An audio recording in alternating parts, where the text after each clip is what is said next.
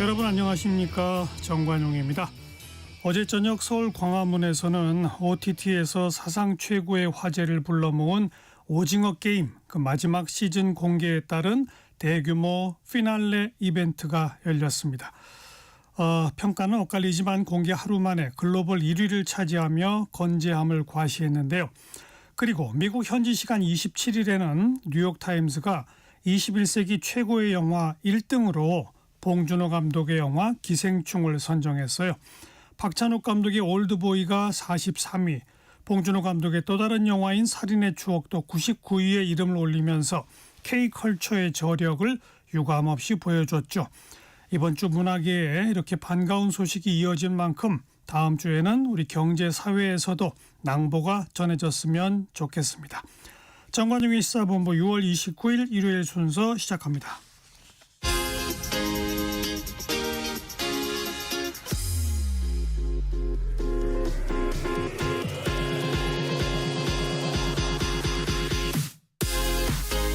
대한민국 시사의 중심 토요일 일요일 낮 12시 10분 KBS 1라디오 정관용의 시사본부. 한 주간 주요 뉴스 생생한 음성 자료와 함께 정리해드리는 곽지연의 주간 뉴스 브리핑입니다. 곽지연 리포터 어서 오세요. 네, 안녕하세요. 주 초에 이재명 대통령이 취임 후 처음으로 장관급 인선을 단행했죠. 네, 지난 23일입니다. 국방부 등 11개 부수장과 그리고 국무조정실장을 발표했습니다. 국방부 장관 후보자는 민간인 출신인 민주당 안규백 의원을 지명을 했고요. 고용노동부 장관 후보자는 현직 철도기관사인 김영훈 전 민주노총 위원장이 지명이 됐습니다. 지난 23일 월요일 KBS 9시 뉴스로 그 현장의 소리 들어보시죠. 첫 장관 인선에 나선 이재명 대통령. 11개 부처 장관 후보자를 한꺼번에 지명했습니다. 국방부 장관에는 오랜 기간 국회 국방위원회 활동을 해온 민주당 오선 안규백 의원을 내정했습니다. 최종 임명되면 5.16 군사 쿠데타 이후 첫 민간인 출신 국방부 장관이 됩니다. 오선 국회의원 이력의 대부분을 국방위원회에서 활동해 군에 대한 이해도가 풍부합니다. 통일부 장관 후보자는 노무현 정부에서 장관을 지낸 민주당 정동영 의원을 지명했습니다. 풍부한 경험이 강점인데 지난 정부에서 대폭 축소된 통일부 조직의 역할과 기능이 회복될지 관심입니다. 외교부 장관 후보자로 정통 외교관 출신으로 다자 외교와 통상의 잔뼈가 굵은 조현 전 주 UN 대표부 대사를 발탁했습니다. 고용노동부 장관 후보자에 현직 철도기관사인 김영훈 전 민주노총 위원장을 지명했습니다. 산업재해 축소, 노란봉투법 개정, 주 4.5일제 등 일하는 사람들의 권리를 강화하는 역할을 해줄 것으로 기대합니다. 과학기술정보통신부 장관에는 인공지능 분야 전문가인 배경훈 LG AI 연구원장을, 중소벤처기업부 장관에는 국내 벤처 1세대로 꼽히는 한성숙 전 네이버 대표를 발탁했습니다. KBS 뉴스 이희연입니다. 눈에 띄는 인사로 농림축산식품부 장관, 윤석열 정부 때 장관이 그대로 유임됐어요. 송미령 장관. 네, 그렇습니다. 말씀하신 것처럼 농림축산식품부는 윤석열 정부의 인사인 송미령 장관을 유임시켰고요.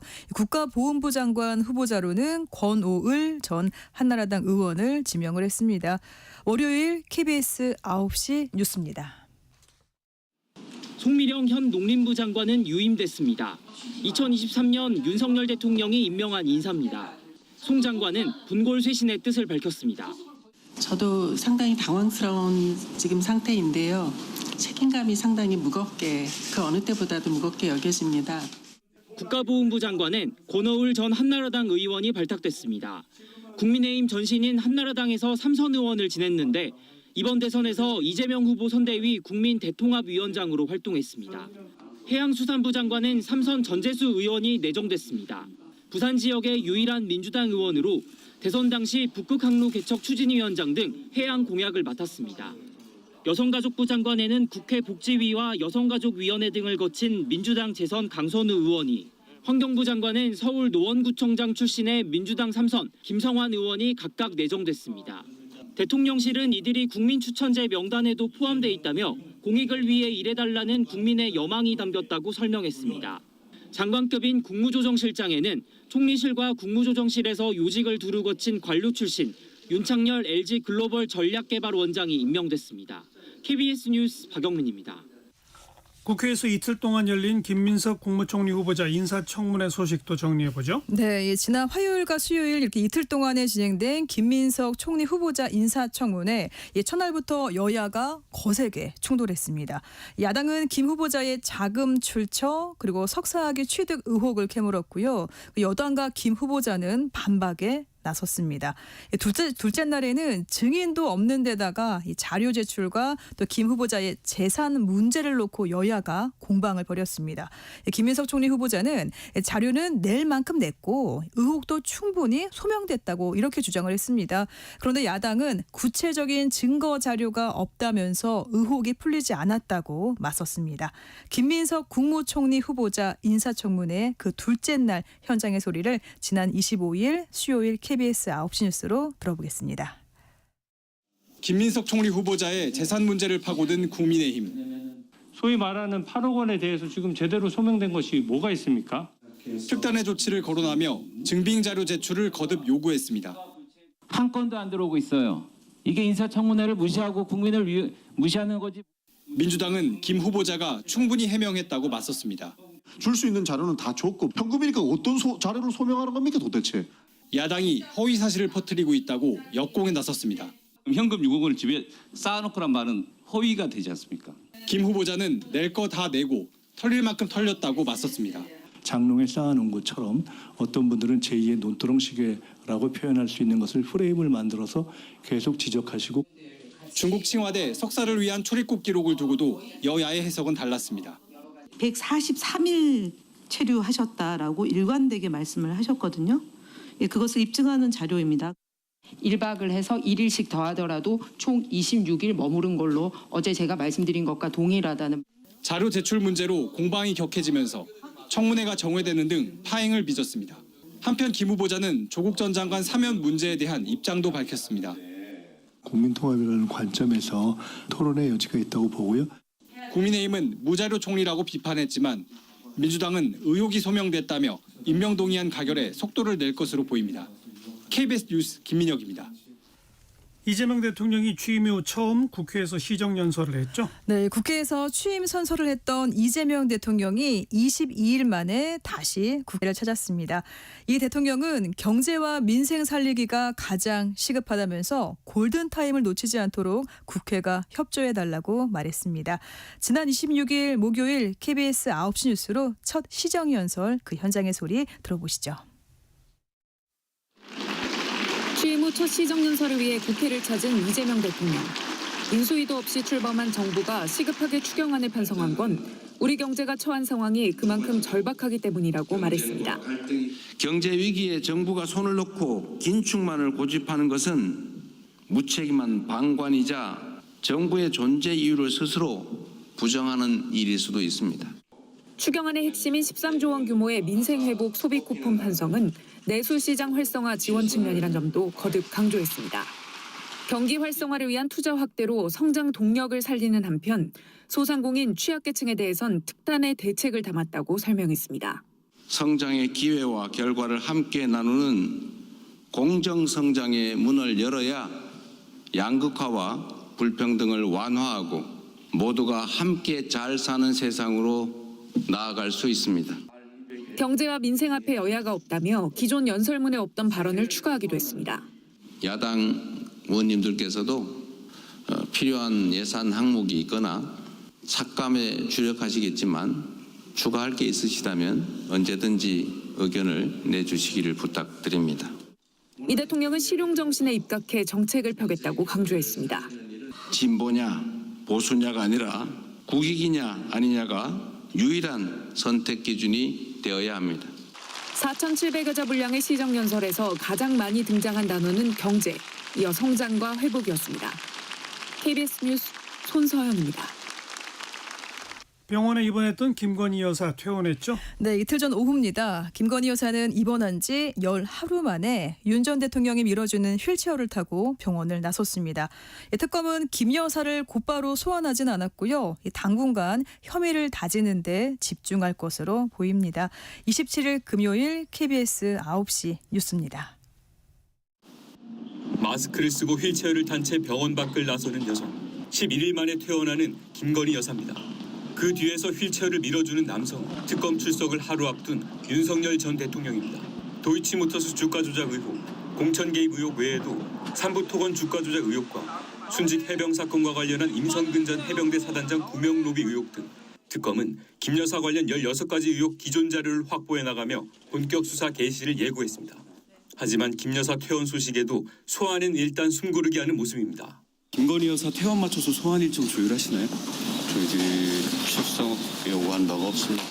특검 소환엔 응하겠다는 의사를 거듭 밝혀온 김 여사 측은 특검의 비공개 소환을 요청했던 일부 언론 보도에 대해 사실이 아니라고 했습니다. 그러면서 소환 요청은 일반적 수사 준칙과 인권보호 수사 규칙에 따른 것이어야 한다는 단서를 달았습니다. 비공개 출석을 요구하는 윤 전 대통령 측과 마찬가지로 피의자 사생활의 비밀이 침해되지 않도록 주의한다는 내용의 규정들을 들이대고 있는 겁니다. 결국 이 또한 사실상의 비공개 소환을 원하는 것 아니냐는 해석이 나오는 이유입니다. 혹시 비공개 소환 요청을 하면 받아들일지 논의를 좀 하셨을까요? 원칙대로 진행하도록 하겠습니다. 특검팀 관계자는 김 여사 소환과 관련한 질문에 법과 원칙에 따라 진행될 것이라고 해 비공개 소환을 요청해도 쉽게 응하지 않을 것임을 시사했습니다. KBS 뉴스 오승복입니다. 내란 특검은 윤석열 전 대통령에 대한 첫 번째 대면 조사를 마쳤죠? 네, 윤 전 대통령은 어제 오전부터 이어진 내란 특검 대면 조사를 마치고요. 15시간 만인 오늘 새벽 1시쯤 귀가했습니다. 이 특검은 조사할 내용이 많이 남아있다 이러면서 윤 전 대통령에게요. 내일 다시 출석해서 조사받으라고 통지했습니다. 첫 대면 조사 출석부터 귀가까지 현장의 소리를 오늘 오전 KBS 7시 뉴스로 끝으로 들어보겠습니다. 특검 출석 약 15시간 만인 오늘 새벽 1시쯤 윤석열 전 대통령이 서울고검 청사를 빠져나옵니다. 출석 때와 마찬가지로 기자들의 질문에는 답하지 않았습니다. 후 조사 불연 거부하신 이유가 뭡니까? 검사 시절 피의자가 조사자 설득할 수 있게 해주셨습니까? 김건희 여사도 또 소환 조사 시키는데 어떻게 생각하십니까? 윤 전 대통령은 앞서 어제 오전 10시쯤 내란 특검 사무실이 마련된 서울고검에 도착해 1시간가량 오전 조사를 받았습니다. 하지만 점심 식사 뒤 윤 전 대통령 측이 조사자인 경찰청 중대범죄수사과장 박창환 총경을 검사로 교체해달라며 조사를 거부했습니다. 이후 특검이 체포 저지 혐의 조사를 중단하고 검찰이 주도하는 국무회의 의결과 외환 혐의 관련 조사로 넘어가기로 하면서 윤 대통령 측도 오후 4시 45분쯤부터 조사에 다시 응했고 오후 7시쯤부터는 저녁 식사 시간을 1시간 반가량 가졌습니다. 윤 전 대통령은 조사 과정 중 진술 거부권을 행사하지 않았고 질의응답 자체는 순조롭게 진행된 것으로 알려졌습니다. 다만 윤 전 대통령의 거부로 영상 녹화는 하지 않았습니다. 특검은 준비한 질문을 다 소화하기 어렵다고 보고 밤 9시 50분쯤 피의자 신문을 종료했고 윤 전 대통령은 약 3시간 동안 조서를 열람한 뒤 귀가했습니다. 조사 파행과 식사 시간 등을 빼면 실제 피의자 신문 시간은 5시간가량에 불과합니다. 특검은 조사량이 상당히 남았고 출석 횟수에는 제한이 없다며 윤 전 대통령에게 내일 오전 9시 재차 출석하라고 통지했습니다. 특검은 2차 조사에서 체포 방해와 비화폰 통화 내역 삭제 혐의 등에 대한 수사를 이어간다는 방침입니다. KBS 뉴스 김소영입니다. 네, 주간 뉴스 브리핑이었어요. 곽지연 리포터 수고하셨습니다. 고맙습니다. 정관용의 시사본부 듣고 계십니다. 12시 24분 지났네요. 기상청 교통정보센터 차례로 연결하죠. 기상청의 강혜종 씨. 네, 날씨 정보입니다. 오늘도 덥겠습니다. 오늘 서울 30도까지 올라가고요. 그리고 남부와 일부 충청, 제주에는 폭염특보가 내려져 있습니다. 이쪽 더위가 더 심각합니다. 이들 지역은 최고 체감 온도가 33도 이상, 영남 일원에는 35도 이상으로 올라 무덥겠습니다. 비나 소나기 소식이 일부 있긴 하지만 이 강수 시점만 또 청량감이 있고 이 비가 그친 뒤엔 다시 무더워지기 때문에 늘 건강관리에 신경 쓰셔야겠습니다. 오늘 대구 36도까지 오르는데요. 내일도 서울의 아침 기온 24도, 낮 최고 기온 30도 등 계속해서 덥겠습니다. 일부 지역에는 열대야가 나타나는 곳도 있겠습니다. 온열 질환에 유의하셔야겠습니다. 오늘은 중부와 경북은 흐리거나 구름량이 많겠고요. 강원 북부에 비가 조금 내리겠습니다. 그 밖에 남부 대부분 지방은 대체로 맑겠습니다. 늦은 오후에 경남 내륙으로 5에서 10mm 정도의 소나기가 내릴 수 있겠고요. 내일도 중부 일원과 제주에 소나기 소식이 있는데 5에서 20mm 정도 내다보고 있습니다. 천둥, 번개, 돌풍이 동반되는 곳도 있을 것으로 보이니까 주의해 주시기 바랍니다. 대부분의 상에 당분간 안개가 짙겠습니다. 지금 서울의 기온은 27.7도입니다. 날씨 정보였고요. 다음은 이 시각 교통 상황 알아보겠습니다. KBS 교통정보센터의 이현 씨입니다. 네, 고속도로 많이 어렵지 않습니다. 강원도와 이어지는 길들입니다. 서울 양양고속도로 서울 쪽의 정체 13km 구간입니다. 설악 부근에서 지체고요. 다시 서종에서 화도 쪽으로 정체가 이어지는데요. 서종 부근에서는 추돌 사고도 발생했습니다. 덕소 3패에서 강일 쪽으로 차가 많습니다. 광주 원주고속도로 광주 쪽으로 서원주 부근에서 정체입니다. 이후로는 남한강대교에서 흥천 이포 쪽으로 더디게 지나고 있고요. 경기 광주 휴게소에서 동곤지암 쪽으로 속도 떨어지고 있습니다. 영동고속도로 보니까 인천 쪽으로 북수원 부근에서 주춤하는 모습이고요. 둔대 분기점 부근에서 속도를 줄이고 있습니다. 경부고속도로는 서울시 구간의 정체가 살펴지는 정도인데요. 서울 방향 양재에서 반포 쪽으로 막히고 있습니다. 서울시내 간선도로 소통도 대체로 원활한데요. 북부간선도로 구리 쪽으로는 작업 때문에 많이 복잡해졌습니다. 종암분기점에서 월릉분기점 쪽으로 20분 정도 예상됩니다. KBS 교통정보센터였습니다.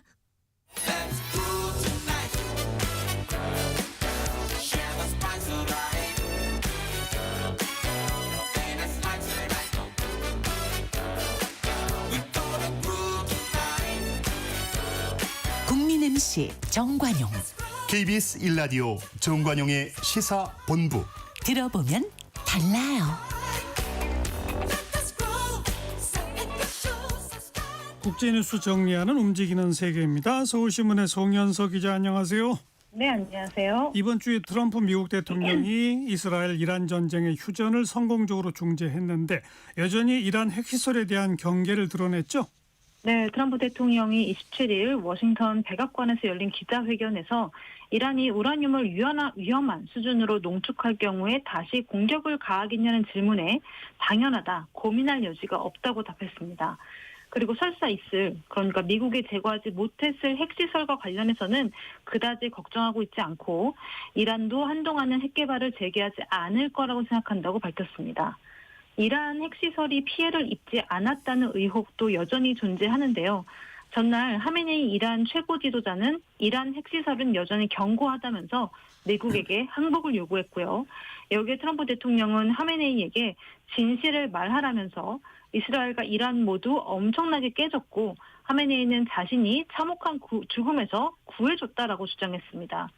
이란 외무부는 이런 트럼프 대통령의 발언에 이란 최고 지도자에 대한 무례하고 용납할 수 없는 태도라고 비난하면서 더 큰 실수가 계속되면 이란은 주저하지 않고 힘을 드러내겠다고 위협했습니다. 그런데 지금 이란은 정권 교체 압박을 세게 받고 있지 않습니까? 후계 이야기는 나온 게 있어요?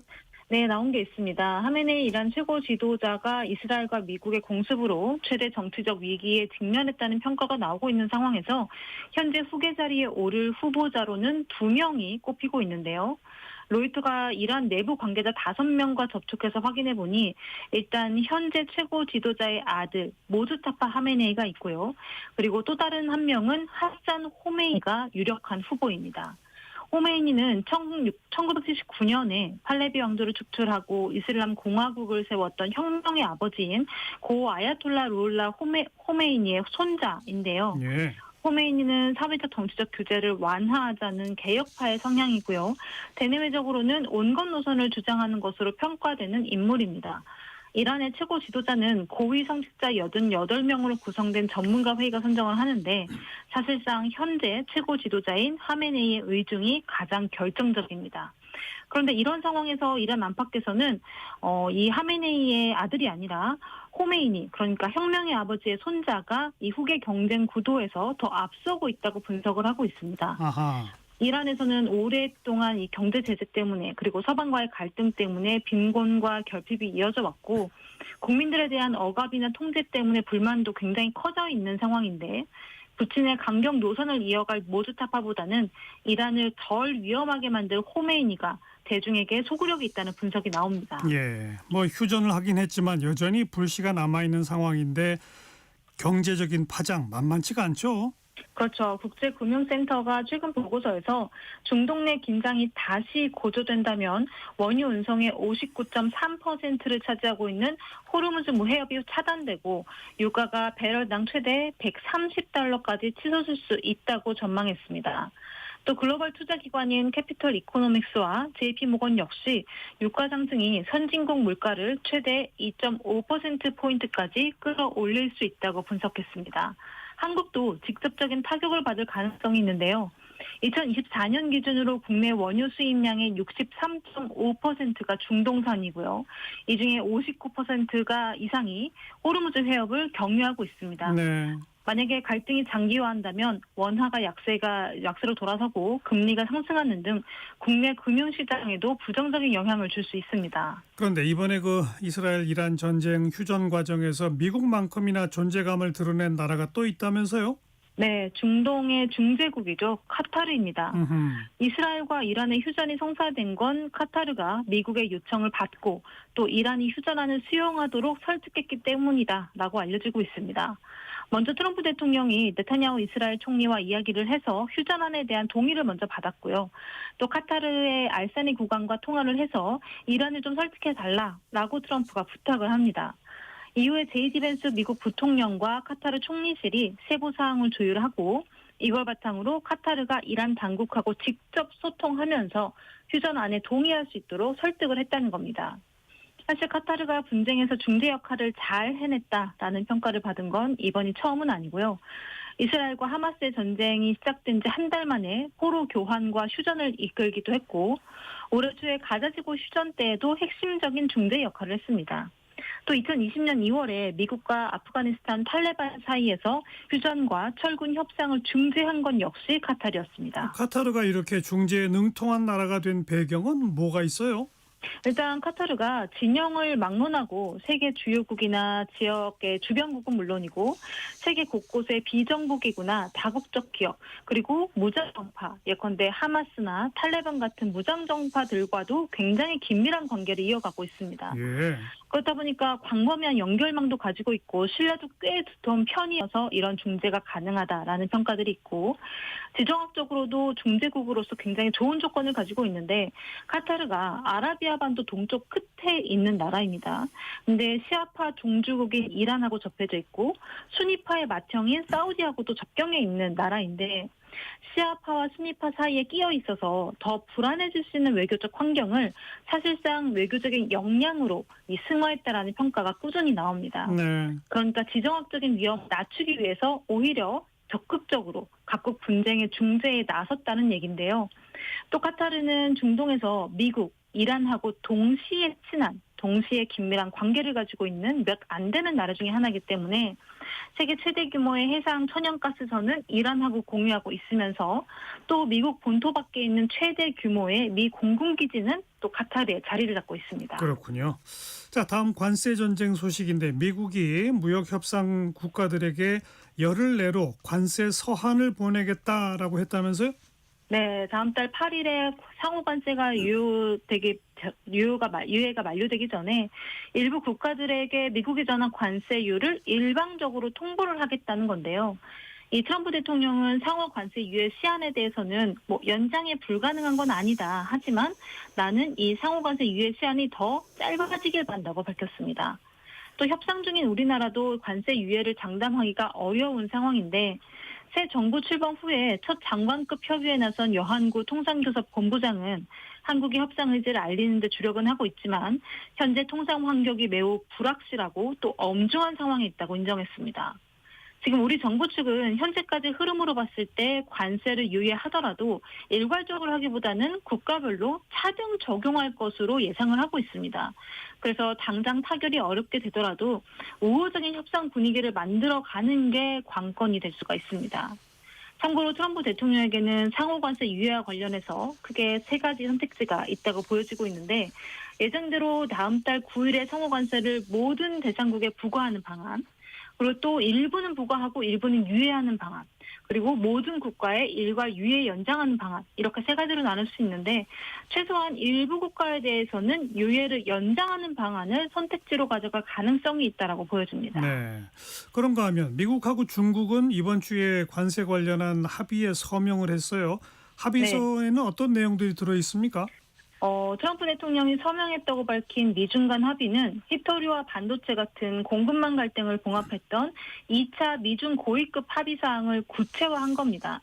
당시 런던에서 열렸던 2차 미중 고위급 협상에서 양국은 중국의 대미 히토리 수출을 재개하고 미국 내 중국인 유학생 체류를 허용하고 또 미국의 대중국 첨단 반도체 및 관련 기술 수출 통제를 완화하는 그런 내용의 합의를 도출했었고요. 트럼프 대통령이 이 합의 내용들을 문서화한 어떤 합의서에 공식적으로 설명을 한 것으로 보이는데 아직 구체적인 내용까지는 공개되지 않고 있습니다.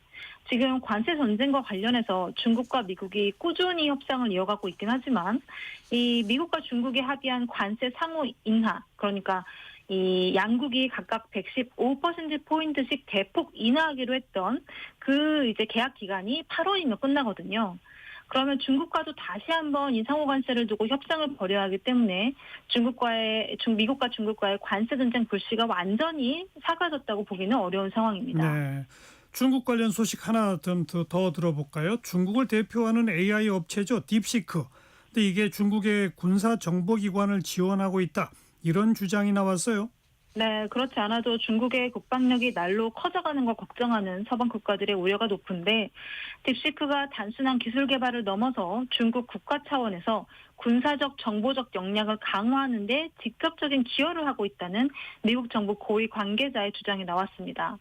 로이터 통신에 따르면 이 고위 관계자는 앞으로도 딥시크가 중국 군사정보작전을 기꺼이 지원할 가능성이 있고 사용자 정보와 통계를 베이징 중국 국가감시기관과 공유하고 있다는 의혹이 있다라고 주장을 했는데요. 미국 정부가 특정 중국 AI 기업을 군사활동하고 연계해서 공개적으로 저격한 사례는 이번이 처음입니다. 게다가 이번 주장에는 딥시크가 원격으로 미국 반도체 칩에 접근하기 위해서 추적당할 수 있는 중국 본토가 아니라 동남아로 우회를 해서 미국 반도체 칩 구매에 접근했다라는 주장도 포함이 되어 있습니다. 아하. 지금 딥시크는 미국에서는 아마존이나 마이크로소프트 같은 주요 클라우드 플랫폼을 통해서 서비스를 제공하고 있는데 이번에 나온 미 고위 관계자의 주장이 사실이라면 딥시크를 사용하고 있는 모든 사용자의 정보가 중국 정부 정보 활동에 사용될 수 있다는 걸 의미하기 때문에 우려가 갈수록 커지고 있습니다. 그렇군요. 그리고 중국이 대규모 열병식을 할 계획이 있다고요? 네, 9월 3일 중국이 베이징 천안문 광장에서 항일 전쟁 및 반파시스트 전쟁 승리 80주년 대회와 군사 퍼레이드를 개최한다고 밝혔습니다. 이번 열병식에는 최신 무기도 대거 첫 선을 보일 예정인데요. 중국은 지난 2015년 승전 70주년 행사 때와 마찬가지로 해외 정상급 지도자도 초청할 예정입니다. 당시 박근혜 대통령을 비롯해서 30여 명의 정상급 지도자가 참석을 했었죠. 그리고 푸틴 대통령은 이 2015년에 이어서 이번 열병식에도 참석하기로 이미 결정이 되어 있습니다. 이재명 대통령의 참석 여부가 주목이 되고 있는데요. 2015년과 비슷하게 시진핑 주석이 항일 전쟁을 함께 했던 한중 공동의 역사, 그리고 또 양국 관계 회복이나 경주 에이펙 협조 같은 것들을 내세워서 이 대통령을 초청하게 된다면 이 대통령 입장에서는 이걸 결정하는 게 쉽지만은 않을 것으로 보입니다. 네. 다음 유럽 소식인데 유럽이 지금 엄청나게 덥다면서요? 어느 정도로 더워요? 네, BBC에 따르면 남유럽에서 이번 주말 40도가 넘는 폭염이 기승을 부리면서 곳곳에 건강주의보와 화재 경보가 발령이 됐습니다. 유럽 대륙은 보통 7월에서 8월 초에 걸쳐서 이제 고온 현상이 나타나는데 올해는 6월 중하순부터 펄펄 끓기 시작한 상황입니다. 스페인은 29일 전국 대부분 지역이 이 40도를 웃돌 것으로 예상이 되고요. 남부의 세비야는 최고 기온이 43도까지 올라간다는 예보가 나왔습니다. 이탈리아도 최고 기온이 39도를 기록하면서 북부 밀라노에서 남부 팔레르모까지 이르는 17개 도시에 고온 경보가 내려졌습니다. 네. 관광도시인 베네치아는 제프 베이조스 아마존 최고 경영자의 초호화 결혼식 때문에 평소보다 인파가 몰리면서 불쾌지수가 더해졌고요. 프랑스도 일주일과 함께 폭염이 이어지고 있는 상황입니다. 네. 마지막 동남아 소식인데 한국 사람들 많이 가는 태국 관광지에서 테러 시도를 한 용의자들이 붙잡혔어요.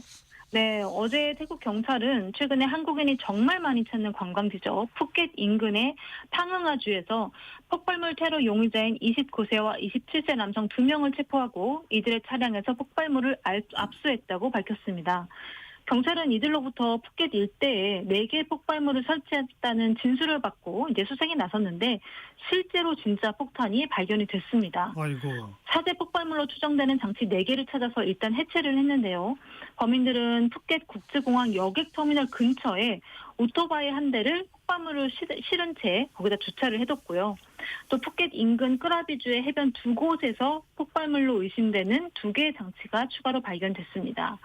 말씀드린 이 장소들이 대부분 한국 관광객을 포함해서 정말 많은 관광객들이 왔다 갔다 하는 관광지이기 때문에 만약에 폭탄이 터진다면 한국인의 피해도 피할 수 없었을 것으로 보입니다. 그렇죠.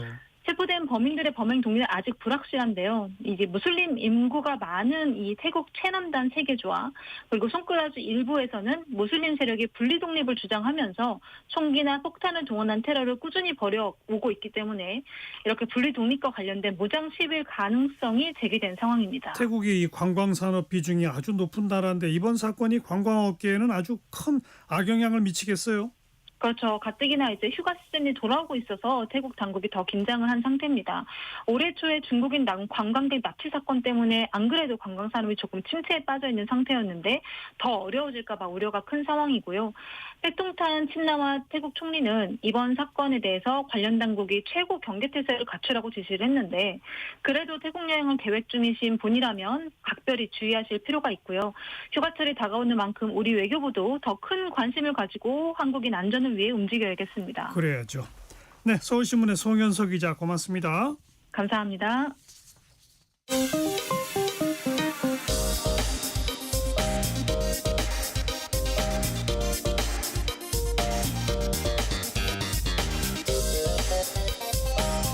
팩트체크 진짜 뉴스 정관용의 시사본부 KBS 1라디오 들어보면 압니다.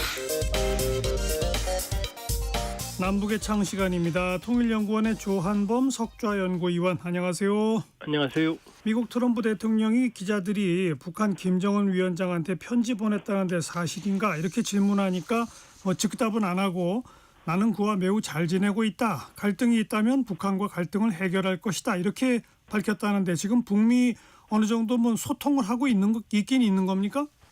일단 이제 뉴욕 채널, 뉴욕 이제 유엔 본부에 북한 창구가 있으니까요. 여기가 이제 창구가 되고 얼마 전에 미국 북한 전문 매체가 트럼프 대통령이 친서를 보냈는데 북한 측이 거부했다 이런 보도를 했고 맞아요. 이걸 백악관에 문의했더니 아니라고는 말 안 했거든요. 그리고 지금 트럼프 대통령이 주요하게 생각하는 러우 전쟁, 중동, 북한도 여기 들어가거든요. 그렇기 때문에 지난해 12월 이미 일찌감치 북한 문제 담당 특사를 그레넬이라고 하는 중량감 있는 인물로 이미 임명을 해놨거든요. 예. 그러니까 트럼프 대통령 특성으로 봤을 때 일기 때 확인된 것만 이 27통 친서가 오갔다고 이제 이게 여러 가지 정황상 확인이 된 걸 보면 아마 친서 정치는 지금 이제 진행이 되고 있는 것 같다. 근데 이제 북한이 친서를 받고 대답을 안 하는 건지 보도대로 거부했는지 이건 아직은 확실하지는 않은 것 같아요. 네. 이란하고 이스라엘 휴전이 합의되면서 트럼프 대통령이 북한 쪽으로 눈을 돌린 거라고 봐도 됩니까? 그러니까 눈을 돌렸다기보다는 처음부터 계속 보고 있었다. 예, 러우 전쟁, 중동, 북한 이 세 개는 이제 같이 해결하겠다는 그런 의도였던 것 같고, 이제 러우 전쟁은 이제 후보 시절 발언을 보면 24hours 하루 안에 끝낸다. 그러니까 이거는 빨리 끝내겠다는 생각, 의도를 담은 거고요. 근데 안 되고 있잖아요. 안 되죠. 그 다음에 중동 전쟁은 중동은 항구적인 해결을 찾겠다 그랬거든요. 그 이제 이란 문제를 그냥 아예 뿌리를 뽑겠다는 거였고, 이제 그게 이제 지금 불안한 휴전인 거고, 북한은 이제 이상하게 러브레터를 주고받았다 이런 표현을 쓰거든요. 그러니까 이건 탑다운 방식의 친서 정치, 김정은 정권과 트럼프 정권이 직접 최고 지도자가 만나서 해결하겠다. 이런 의도로 보여지거든요. 예. 그러니까 눈을 돌린다기보다는 원래 계획이었다 이렇게 볼 수 있죠. 지금 미국은 이란 내 핵시설 완전 파괴됐다라고 주장하고 이란은 뭐 전혀 껐떡없다라고 말하는데 우리 조한범 박사는 어떻게 생각하세요? 둘 다 틀리죠. 왜냐하면 이란이 끄떡없을 리는 없고요. 아주 심각하게 타격을 받았고 그런데 이제 트럼프 대통령이 지금 자기 업적을 과장을 하려고 완전히 파괴됐다 이렇게 말하거든요. 예. 그럼 뭐가 완전히 파괴됐냐는 주어가 좀 애매하거든요. 그러면 핵 무기를 만들려면은 핵 과학자가 있어야 되고 관련 인프라가 있어야 되고 이런 복잡한 일종의 일련의 아주 광범위한 프로그램이 필요하거든요. 그중에 이제 핵심적인 프로그램과 인물들은 심각한 타격을 받은 것 같은데 그건 확실합니다. 그러나 핵 프로그램이 모두 사라진 건 아니다. 그 관련된 노하우는 그대로 이란에 남아 있고 지금 제일 문제가 됐던 게 북한의 이란의 그 우라늄 농축이거든요. 그렇죠. 이게 이제 90% 순도까지 농축하면 히로시마에 떨어졌던 그 고농축 우라늄탄이 되는데 이게 이란이 60%까지 농축을 한 상태고 확인된 게 60% 순도가 408kg이었거든요. 근데 이거는 어디 있는지 지금 몰라요. 그리고 미군 공격을 주도했던 미군 당국도 그 408kg의 이 농축 우라늄은 원래 목표가 아니었다 그러거든요. 예. 거기다가 트럼프 대통령이 완전히 파괴했다. 이제 이번에 미군이 공습한 게 나탄즈, 포로도, 이스파한 세 곳이거든요. 그렇죠. 그런데 이 미군 장성이 이제 미국 당국은 이제 일을 벌이면 의회 보고를 하거든요. 그 상원의원 대상으로 한 그 비공개 청문회 보고회에서 세 곳 중에 한 곳은 너무 깊어서 아예 벙커버스를 쓰지도 못했다 이렇게 얘기를 했거든요. 예. 그러면 나탄즈, 포르도, 이스파한 외에도 광범위한 이란의 핵시설이 있는데 그 세 곳만 때렸는데 세 곳 중에 한 곳도 아예 지하는 못 건드렸고 이란이 바보가 아닌 이상 그 60% 농축 우라늄을 그냥 얻어맞는 데 놨을 리는 만무하거든요. 예. 그렇게 보면 이란은 아무 피해를 안 입었다. 그건 아니다. 당연히 피해를 입었다. 그러나 트럼프 대통령 말도 사실은 이 상식적이지 않다. 완전히 파괴됐다면 뭐 협상할 이유도 없거든요. 예. 자, 김정은 위원장이 그동안 딸 주애와 함께 공식 행사에 참석했는데 이번에는 1년 반 만에 부인 리설주가 동행했어요. 그동안 리설주의 공개 활동이 없었던 이유는 뭘까요? 그거는 이제 우리도 이제 엄마들이 그 자녀 학교 가거나 뭐 공부하고 그럴 때 방치 안 하잖아요. 뭐 과하다 싶을 정도로 개입하잖아요. 네. 북한도 마찬가지입니다. 자기 딸이 후계자 수업을 받는데 방치했을 리는 없고 김주의 최근 옷 모습이나 헤어스타일 보면은 엄마가 똑같거든요. 그러니까 엄마의 취향이 좀 묻어난다고 보면 지난해 1월 1일이 마지막이었는데 김주의 후계자 수업 만드는 킹메이커 또 이미지 메이킹 이런데 김리설주가 깊이 관여하지 않을 이유가 없다 이렇게 볼 수가 있고요. 예. 근데 이제 그동안 안 나온 이유는 나오게 되면 이 김주애에 대한 시선이 분산되거든요. 이번에도 리설주로 다 시선이 옮겨가거든요. 그러니까 오히려 빠져주는 거. 예. 그리고 이번에도 나왔어도 김주애가 가운데 있거든요. 그럼 이제 이번에는 뭐 굳이 왜 나왔냐 그랬을 때 뭐 영원히 안 나올 이유는 없는 거고요. 그렇죠. 첫 번째.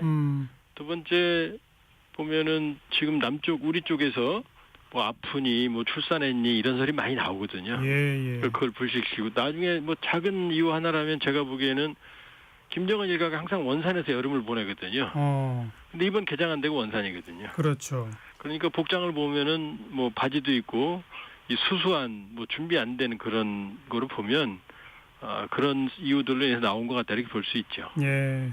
강원도 원산의 명사심리 관광지구 개발에 열을 올리고 있는 곳인데 관광산업은 대북제재 대상이 아니라면서요? 예, 그 분야 자체는 아닙니다. 그러니까 우리가 정부 허락을 받아서 북한에 이제 입국해서 관광하는 거는 제재 대상이 아니에요. 예. 누구나 갈 수 있습니다. 근데 이제 문제는 예를 들면은 북한에 송금을 하거나 아니면 관광 사업을 하려면 이제 대규모 현금을 들고 다닐 수는 없잖아요. 근데 그런 이제 국제 금융 공동망 이거는 다 제재니까 분야 자체는 제재 대상이 아니지만 그러나 제재로부터 완전히 자유롭진 않다. 예를 들면 뭐 그 원산갈마에서 고급 샴페인이나 양주를 먹는다. 그거 다 제재 대상이거든요. 이게 좀 복잡하죠. 근데 북한이 관광지구를 개발해서 외화벌이를 하려면 외국 사람들이 가긴 가야 되고 한국 사람들도 가야 되고 뭐 한동안 금강산 관광도 좀 괜찮았었는데 남북 관계 개선이 좀 이루어지긴 할까요? 근데 이게 크게 걱정인 게 지금 금강산 관광도 193만 명 갔는데 거의 100% 한국인이었거든요. 그러니까요. 근데 지금 북한 발표를 보니까 동시 수용 능력이 2만 명이에요. 원산 갈마가. 그런데 지금 뭐 7월 1일부터 러시아 관광객 간다고 그러는데 지난해 러시아 관광객 많이 가봐야 1년 동안 2,000명이었거든요. 그러니까 우리와 관계가 없다면 뭐 우리한테 금강산 원산이지 전 세계적으로 금강산 원산은 아니거든요. 그럼요. 그럼 우리가 관여해야 되는데 남북 관계는 뭐 담 쌓고 다른 나라 다 저러고 있고. 그러게요. 그러니까 남북 관계 개선이 돼야만 김정은 표 관광 정책도 활성화될 수 있다 이건데. 근데 이제 우리 정부는 남북 관계 열심히 잘해보자고 지금 하는데 북한은 이제 아마 남북 관계는 안 나올 거예요. 남북 특수 관계가 아니라 이제 딴 나라다. 외교 관계로 나오자 이렇게 나올 텐데. 그럼 이게 우리 헌법 정신과 충돌하거든요. 그게 지금 딜레마네요. 네, 뭔가 변화가 생기긴 해야 할 텐데 아직은 어떤 계기도 찾을 수가 없네요. 예, 근데 아마 자기들이 원하는 조건이 만들어지면 안 나올 이유가 없죠. 그러니까 다른 나라다, 외교 관계다 이런다고 그러면은 나올 가능성은 없진 않다. 이렇게 볼 수 있죠. 알겠습니다. 통일연구원의 조한범 석좌연구위원 고맙습니다. 예, 고맙습니다. 1부 마치겠습니다. 스모키의 Living Next Door to Alice 듣고요. 1시에 다시 옵니다.